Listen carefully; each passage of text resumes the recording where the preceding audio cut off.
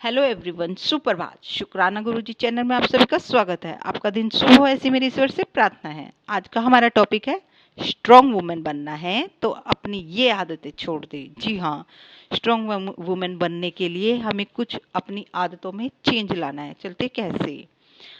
हमारी हैबिट जो होती हैं वो बहुत पावरफुल होती हैं, और अगर हम अपनी लाइफ को इम्प्रूव करना चाहते हैं तो किसी को चेंज करने की बजाय अपनी हैबिट पर वर्क करना शुरू कर दें। अगर हम अपनी पर्सनैलिटी को स्ट्रॉन्ग बनाना चाहते हैं तो अपनी हैबिट को चेंज कर दें।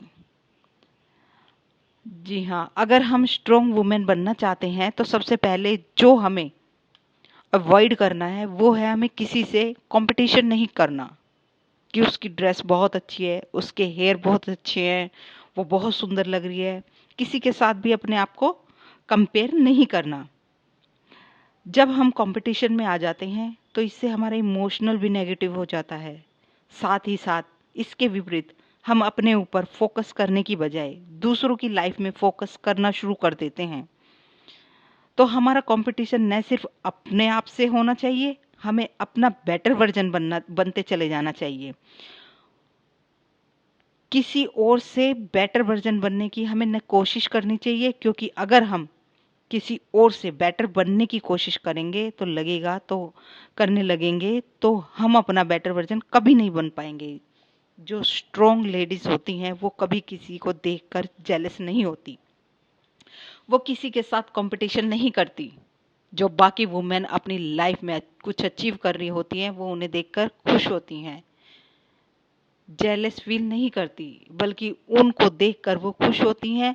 जो एक सक्सेस वुमेन होती है वो अगर वुमेन के लिए एक रास्ता तैयार कर देती है, उनका ड्रीम जो पूरा करना है उन्हें, वो खुद देखे हुए होती हैं। अगर वो कोई और पूरा कर देती है तो उन्हें देखकर उनको हैप्पीनेस होती है, ना कि जेलस कि ये मुझे करना था उसने कैसे कर लिया।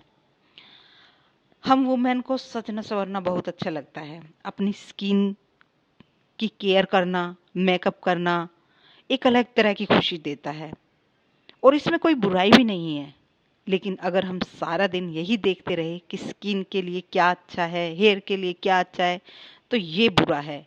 क्योंकि जो यूट्यूब और जो जितने भी ये आ, जितनी भी मीडिया के थ्रू हमें नॉलेज मिलती है, अगर हम सारा दिन उसी में ये ड्रेस स्किन के बारे में देखते रहेंगे तो उसका गलत प्रभाव पड़ता है। जब हम अपनी एक्सटर्नल ब्यूटी पर फोकस करते रहते हैं और जो हमारी इंटरनल ब्यूटी होती है हम उसको इग्नोर कर देते हैं। वो कैसे? जितनी भी हम वीडियो देख रहे हैं यही कि स्किन केयर के लिए और हेयर के लिए, लेकिन माइंड के लिए कभी वीडियो देखते हैं? इमोशनल की कभी केयर करते हैं? नहीं, वो हम नहीं देखते। हम ये तो देख रहे हैं कि कौन सा मास्क लगाने से फेस पे ग्लो आएगा, लेकिन मेडिटेशन हम नहीं सीख रहे। मोस्टली क्या कर रहे हैं? अच्छी ज्वेलरी, मेकअप, कपड़े, बाहर से अच्छा दिखाई देने वाले हमारे लुक्स को इम्प्रूव करेगी। जो हमारी एक्सटर्नल ब्यूटी, बाहरी ब्यूटी है वो हमें बाहर ही दिखाई देगी, लेकिन कभी हमने इंटरनल ब्यूटी को इम्प्रूव करने की कोशिश करी है? नहीं। अगर हम सारे एफर्ट्स हम बाहरी ब्यूटी पे लगाते चले जाएं तो क्या होगा? एक ना एक दिन हमारे चेहरे पर रिलैक्स तो आएगा, लेकिन जब हम इंटरनल ब्यूटी पर भी फोकस करेंगे तो वो हमारे ऊपर नहीं, अगर हम इंटरनल ब्यूटी पर भी सारे एफर्ट लगाते चले जाएंगे तो अ, वो हमारी परमानेंट ब्यूटी होगी। हमने हमने बाहरी ब्यूटी तो दिखा दी, लेकिन अंदर की ब्यूटी हमें हमारे जहाँ भी हम जाते हैं, हमारे बोलने चालने का तरीका, हमारे उठने बैठने का तरीका, वो इम्प्रूव करती है।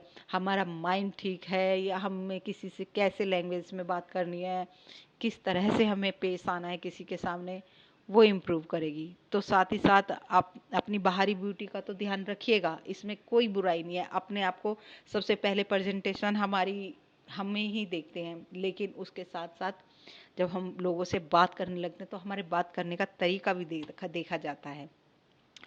तो एक गाना है इसी के ऊपर, तन भी सुंदर मन भी सुंदर तुम सुंदरता की मूरत हो।